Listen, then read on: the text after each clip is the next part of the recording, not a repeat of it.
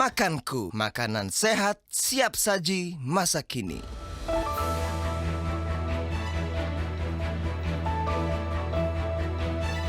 Assalamualaikum warahmatullahi wabarakatuh.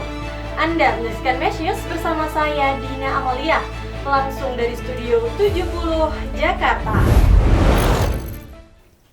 Dalam rangka mendorong penguatan aspek riset dan teknologi pada sektor UMKM halal, Dewan Pakar MES kembali menyelenggarakan Muhadasah Dewan Pakar MES edisi ke-10 dengan tema penguatan dukungan riset dan teknologi dalam pengembangan usaha produk halal sektor UMKM pada Sabtu 28 Mei 2022 secara virtual. Peri Warjio dalam kesempatan tersebut mengatakan dukungan riset dan teknologi sangat diperlukan untuk pengembangan produk halal serta terhubung dengan para pelaku industri. Indonesia sendiri berada di urutan ke-14 untuk riset dan inovasi di Asia Tenggara dan urutan ke-87 secara global. Menurut Peri, ini menjadi motivasi tersendiri bagi para pelaku industri agar dapat lebih serius meningkatkan kapasitasnya. Peri melanjutkan, di sektor ekonomi syariah, Indonesia punya modal cukup signifikan yang dapat dimanfaatkan, seperti 9 pusat riset di bidang sains halal, lebih dari 58 program dan pusat studi ekonomi syariah dan sains halal yang juga aktif melakukan riset serta inovasi. Peri menambahkan ada 3 poin penting yang dapat dijadikan catatan agar pengembangan riset inovasi dapat sejalan dengan upaya penguatan industri halal. Pertama, inovasi dan riset berbasis pada ragam kekayaan khas yang dimiliki oleh Indonesia. Menurutnya, Indonesia punya beragam sumber daya, baik alam maupun budaya, yang dapat dikembangkan dan memerlukan riset mendalam. Sumber daya tersebut dapat dimanfaatkan dan difokuskan untuk riset terapan. Peri mengatakan Indonesia perlu lebih banyak riset terapan agar bisa menjadi nilai tambah terutama bagi produk halal Indonesia. Ragam budaya dan sumber daya ini dapat dijadikan sebagai inspirasi. Kedua, perlunya sinergi kegiatan riset dan teknologi dengan kebutuhan industri. Menurut Peri, MES mendorong agar pelaku usaha halal bisa berkolaborasi dengan pusat-pusat riset yang ada di Indonesia, termasuk melalui perguruan tinggi. Hal ini juga guna memaksimalkan sumber daya yang ada untuk kegiatan yang lebih produktif. Ketiga, perlunya mendorong sumber pendanaan baru untuk riset dan inovasi dari sektor keuangan syariah. Menurutnya, dukungan pendanaan filantropis perlu juga kita dorong melalui zakat atau wakaf produktif di sektor industri halal. Peri mengatakan inovasi keuangan syariah dapat menjadi motor bagi pengembangan riset. Salah satu yang memungkinkan adalah mobilisasi wakaf produktif yang dapat dielaborasi secara lebih lanjut. Dalam forum Muhadasah kali ini hadir 2 narasumber, yaitu Ketua PP Salimah Eti Pratiknyawati dan Deputi Kebijakan Pembangunan Badan Riset dan Inovasi Nasional Mego Pinandito, serta penanggap utama yaitu Dewan Pakar MES Ihsan Abdullah dengan dipandu oleh Eis Amalia selaku moderator acara. Pengurus wilayah khusus MES Rusia resmi dilantik pada Sabtu 21 Mei 2022 waktu setempat. Hadir melantik mewakili pengurus pusat MES yaitu Sekretaris 3 Muhammad Bukhari Muslim.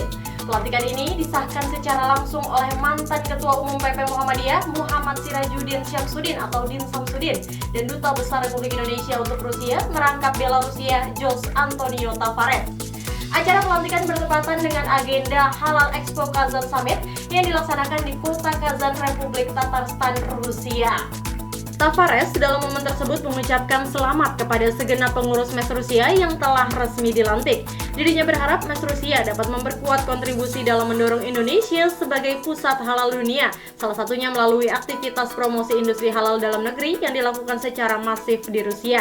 Sebelumnya, Tavares yang juga merupakan Ketua Dewan Pembina MES Rusia ini menyampaikan bahwa populasi Muslim di Rusia cukup besar setelah Kristen Ortodoks. Bahkan ada beberapa negara bagian yang mayoritasnya Muslim. Hal ini membuat kebutuhan terkait ketersediaan produk halal menjadi sangat tinggi. Tavares berharap hadirnya MES Rusia bisa menjadi jembatan untuk masuknya berbagai produk halal dari pengusaha Muslim di Indonesia. Sementara itu, Bukhari Muslim menegaskan bahwa kerjasama Indonesia dengan Rusia sangat potensial, khususnya pada sektor industri halal. Negara-negara bagian di Rusia yang mayoritas Muslim seperti Tatarstan memiliki keinginan kuat untuk mengembangkan ekonomi syariah. Oleh karena itu, Bukhari mendorong agar MES Rusia dapat mengambil peran dalam usaha pengembangan industri halal, salah satunya melalui akselerasi aktivitas ekspor produk UMKM halal dalam negeri ke Rusia. Adapun Ketua Umum MES Rusia, Ami Maulana, dalam kesempatan tersebut mengapresiasi kepada seluruh pihak yang telah berpartisipasi dalam proses pelantikan kali ini. Selain itu, dirinya juga mengucapkan terima kasih kepada Bukhari Muslim, Din Syamsuddin, serta Jos Tavares yang telah hadir pada pelantikan dan memohon dalam rangka merumuskan berbagai program kerja MES Rusia yang konkret dan implementatif ke depannya. Program Mawar Emas melawan rentenir berbasis masjid yang diinisiasi oleh MES NTB telah memasuki angkatan ke-10. Bekerja sama dengan KPW Bank Indonesia NTB, Kantor Regional OJK NTB, Bank NTB Syariah, serta didukung oleh BPJS Ketenagakerjaan Mataram, program ini ditandai dengan penyelenggaraan pelatihan bagi 50 takmir masjid selama 3 hari pada hari Senin hingga Rabu 23 sampai 25 Mei 2022 bertempat di Masjid Riyadus Sholihin, Desa Sengkol, Lombok Tengah. Kepala Kantor Perwakilan Bank Indonesia Provinsi NTB, Heru Saptaji menyampaikan, dalam menjaga pertumbuhan ekonomi daerah, Bank Indonesia NTB memiliki 5 pilar yang harus dilakukan, yaitu pengendalian inflasi, pengembangan ekspor, pengembangan ekonomi syariah, ekonomi digital, dan inklusivitas. Saptaji menegaskan bahwa dari kelima pilar tersebut, ekonomi syariah merupakan sumber pertumbuhan ekonomi baru dalam mewujudkan pertumbuhan yang inklusif dan berkelanjutan. Pihaknya memandang masjid dapat memiliki fungsi yang lebih kompleks seperti yang dipraktikkan pada zaman Nabi, yaitu tidak hanya sebagai tempat ibadah ritual, melainkan sebagai tempat untuk memberdayakan dan mengembangkan seluruh potensi yang ada di masyarakat, baik di bidang ekonomi, sosial, maupun budaya. Sementara itu, Ketua Umum MES NTB, Baik Mulyanah menyampaikan sejak diluncurkan, sudah ada sebanyak 1.500 orang yang sudah mengakses Mawar Emas yang tersebar di 9 kabupaten kota di Provinsi NTB.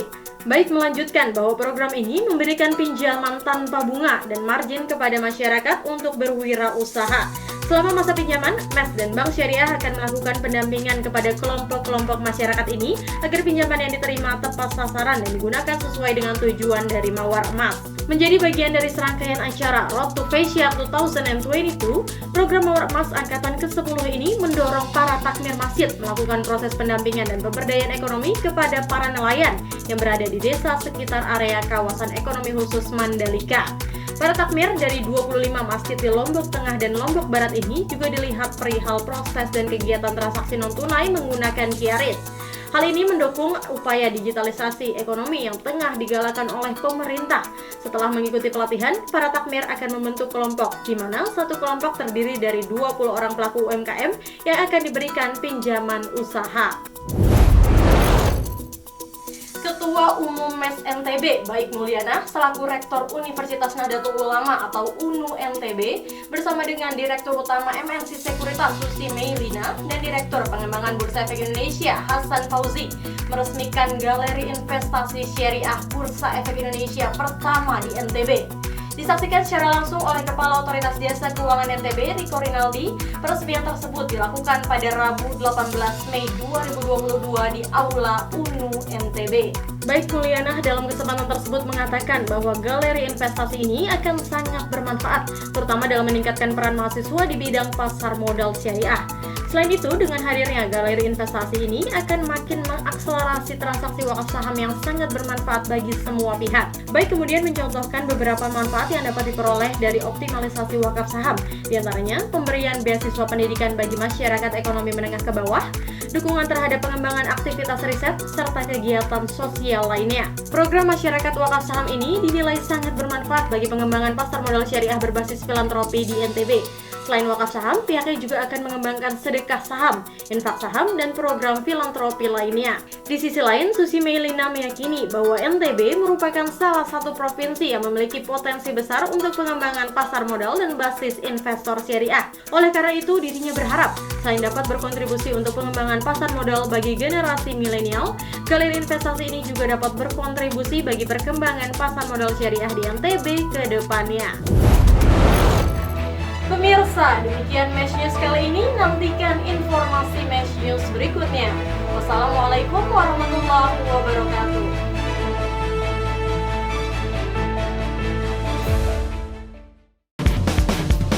Inilah makanku, makanan